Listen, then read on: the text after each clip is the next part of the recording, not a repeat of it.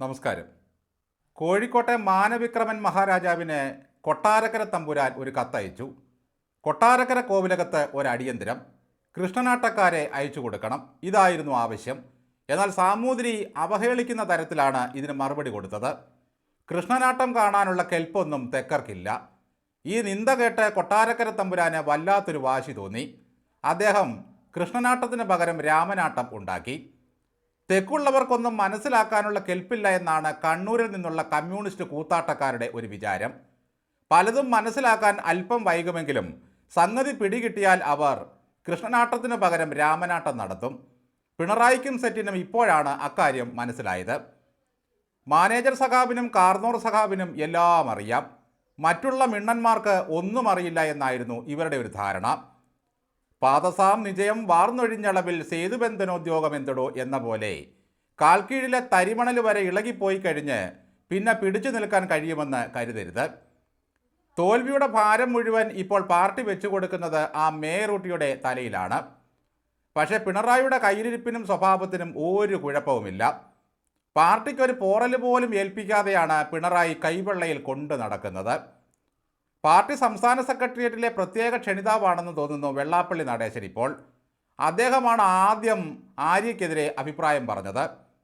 തലക്കനമുള്ള കുട്ടിയാണെങ്കിലും ആ കുട്ടിക്ക് ഇതൊന്നും താങ്ങാനുള്ള കരുത്തില്ല. നോക്കണേ, ഒരു പ്രസ്ഥാനത്തെ സഹജമായ അഹങ്കാരം കൊണ്ട് ഒരു കൊച്ചു പെൺകുട്ടി ഏതു പരുവത്തിൽ ആക്കിയെടുത്തെന്ന്. ഇപ്പോൾ വെള്ളാപ്പള്ളി പറയുന്നു കുട്ടിക്ക് അഹങ്കാരം, വി കെ പ്രശാന്ത് പറയുന്നു കുട്ടിക്ക് അഹങ്കാരം, പാർട്ടി ജില്ലാ കമ്മിറ്റിയും കണ്ടെത്തി കുട്ടിക്ക് അഹങ്കാരം. കളിക്കോപ്പെടുത്ത ചെറു പൈതൽ പോലെയെന്ന് കുമാരനാശാൻ നളിനിയെ വർണ്ണിച്ച പോലെ ഒരു ഉന്നതമായ പദവി കളിക്കോപ്പ് പോലെ പക്വതയില്ലാത്ത ഒരു കൊച്ചിൻ്റെ കയ്യിൽ കളിക്കാൻ കൊടുത്തിട്ട് മാമന്മാരും അച്ഛനന്മാരും അത് നോക്കിയിരുന്ന് രസിക്കുകയായിരുന്നു. കഴിഞ്ഞ 5 വർഷത്തിനിടയിൽ എത്രയോ തവണ പാർട്ടി ജില്ലാ കമ്മിറ്റി കൂടി. മൂക്കിന് താഴെയുള്ള കുട്ടിയുടെ കുന്തിളിപ്പും കൂത്താട്ടം ഒന്നും കണ്ടിട്ടും അവർ യാതൊരക്ഷരവും മിണ്ടിയതേയില്ല. ഈ പോക്കിങ്ങനെ പോയാൽ പാർട്ടി തെറുത്തു കെട്ടുമെന്ന് ആരെങ്കിലും ഉപദേശിച്ചു കൊടുത്തോ? കോവലിനും പാവലിനും ഉണ്ടാകുന്ന ഒരു രോഗമാണ് തണ്ടുവീക്കം.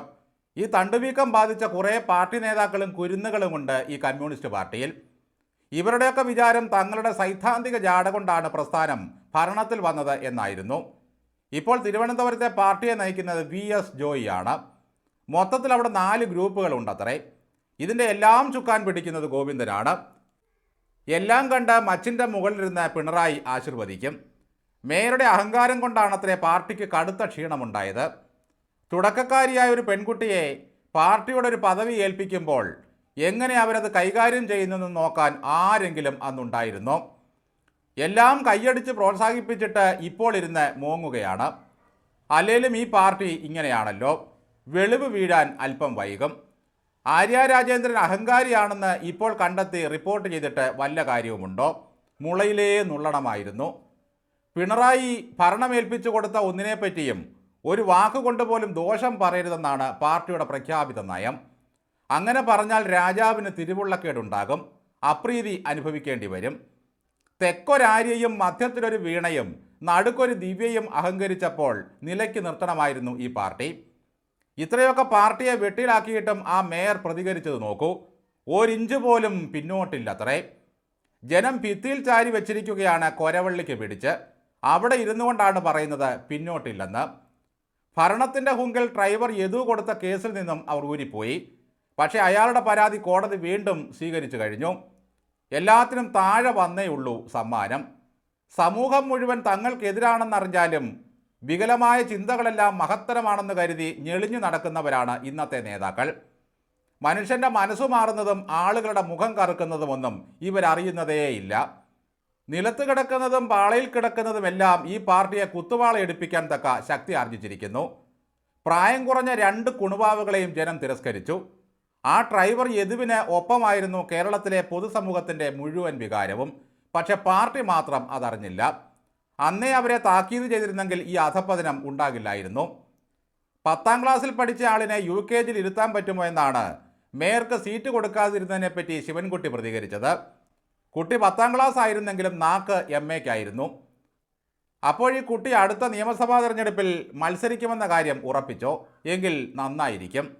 ഈ കുട്ടിയെ ഇനി ഏത് പരീക്ഷയ്ക്കിരുത്തിയാലും വിജയിക്കാൻ പോകുന്നില്ല. നാളെ പാർട്ടിയുടെ അണ്ണാക്കിൽ ഒരു പിടി മണ്ണ് വാരിയിട്ട് നീർക്കുടമുടച്ച പിണറായി വിജയനും കണ്ണൂർക്ക് പോകും.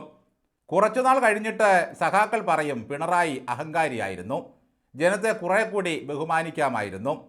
എന്തിന് ആര്യയെ കുറ്റം പറയുന്നു? ബ്രാഞ്ച് സെക്രട്ടറി മുതൽ അങ്ങ് മുകളിലോട്ടുള്ളതിന് എല്ലാം അഹങ്കാരം കൊണ്ട് കൈ കഴുകുകയായിരുന്നു. നവകേരളത്തിൻ്റെ ഉടമസ്ഥരാണല്ലോ അവർ, സഹിക്കുക തന്നെ.